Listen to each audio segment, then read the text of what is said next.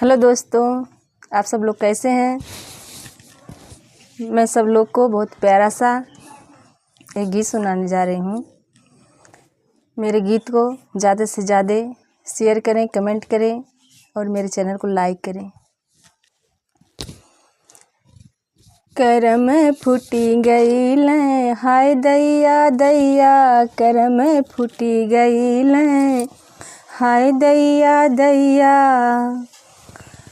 पहिल करम फूटल बिटिया जे भैली, पहिल करम फूटल बिटिया जे भैली। पैदा होत धरती धसी गईलें हाय दैया दैया, करम फूटी गईलें हाय दैया दैया, करम फूटी गईलें हाय दैया दैया।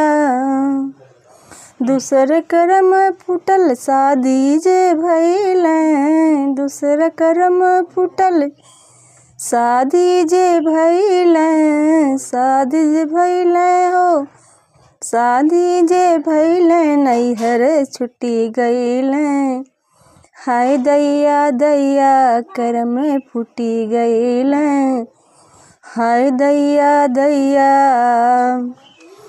तीसर करम फूटल ससुर जे गईली, तीसर करम फूटल ससुर जे गईली, ससुर जे गईली ससुर जे गईली। बलल निर्दैया हाय दैया दैया, बलम मिलल निर्दैया हाय दैया दैया, करम फूटी गईलें हाय दैया दैया।